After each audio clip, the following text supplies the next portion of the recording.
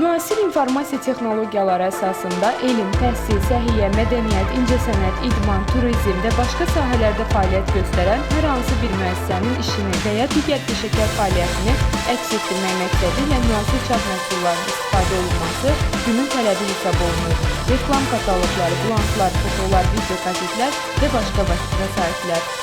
Multimedia Mərkəzi 1 iyul 2002-ci il tarixində Beynəlxalq Elmi-Texniki Əməkdaşlıq Reklam və Marketinq, 2004-cü ildən Elektron Nəşr, 2006-cı ildən isə 18 saylı şöbə kimi fəaliyyətə başlayıb. İndi isə İnformasiya Texnologiyaları İnstitutunun Multimedia Mərkəzi ilə yaxından tanış olaq. Multimedia Mərkəzi haqqında ətraflı məlumatı mərkəzin rəhbəri Anar Səmidov verəcək. Multimedia Mərkəzi əsasən 4 istiqamətdə fəaliyyət göstərir. Bunlardan deməli biri kompüter qrafikası və dizayn işləridir. Kompüter qrafikası dizayn işlərində deməli 2 ölçülü qrafik proqram təminatlarına köməklə müxtəlif qrafik işlər görülür, dizayn işləri əsasən. Bundan başqa təqdimat materiallarının, slaydların hazırlanmasını kimi işləri yerinə yetirir. Deməli, burada müxtəlif məruzələr və digər materiallar hazırlanır, təqdimat üçün hazırlanır və müxtəlif şəkil, montaj bərpası kimi işlərdə görülür. İkinci istiqamət bizdə multimedia studiyasıdır və bildiyimiz kimi bizim institutun daxilində InfoTV adlı daxili televiziya fəaliyyət göstərir.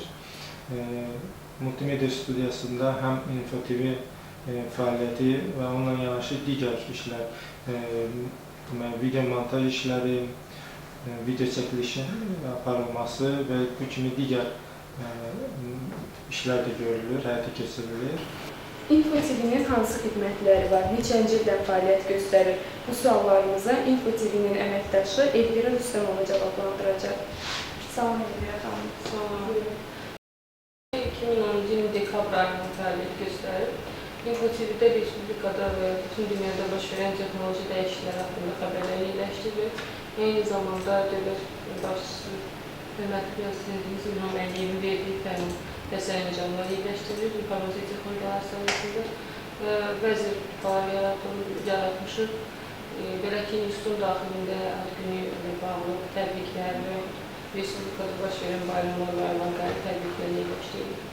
Və bu kimi başqa xəbərlər. InfoTV-də görülən dizayn işlərlə bağlı məlumatı isə Ella Əliyeva verəcək. Salam.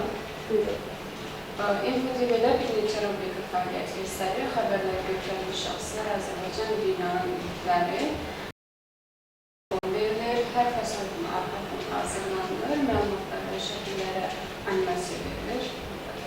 Çox sağ olun. InfoTV-də yayımlanan xəbərləri onlayn izləmək üçün Facebook'un Multimedia Mərkəzi səhifəsinə müraciət edə bilərsiniz. Növbəti istiqamət bizdə multimedia resursları istiqamət dikir. Burada da institutun haqqında müxtəlif kütləvi informasiya vasitələrində gedən materiallar toplanır. Qəzet, jurnal, televiziya, radio materialları hamısı elektron variantda institutun arxivində yerləşdirilir. İstənilən vaxt arxivə müraciət edib, biz həmin materialları götürüb istifadə edə bilirik. Növbəti istiqamət isə İnformasiya Texnologiyaları Nəşriyyatıdır. Burada institutun əməkdaşları tərəfindən yazılmış kitablar, məqalələr və digər materiallar saxlanılır. Bununla yanaşı institutun 2 jurnalı, İnformasiya Texnologiyaları problemləri və İnformasiya Texnologiyaları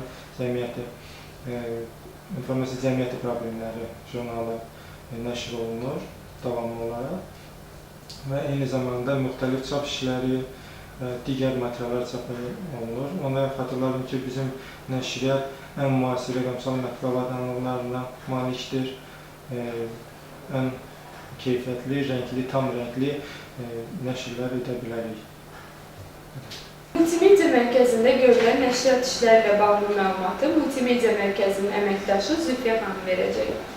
İnformasiya Texnologiyaları Nəşriyyatı məhsulun yüksək keyfiyyətini təmin edən beynəlxalq standartlara cavab verən ən müasir rəqəmsal texnologiyaya malikdir. Burada institutun əməkdaşları tərəfindən yazılmış kitablar, metodik tövsiyələr çap olunur. Bundan əlavə institutun informasiya texnologiyaları problemləri və informasiya cəmiyyəti problemləri adlı 2 jurnalı dərc olunur. İnformasiya texnologiyaları nəşriyyatının üstün cəhətlərindən biri də budur ki, bizdə çapa məhdudiyyət qoyulmur. Tam rəngli rəqəmsal çap avadanlıqları bizə imkan verir ki, bir nüsxədən başlayaraq sonsuz sayda nüsxəyə qədər çap edə bilir.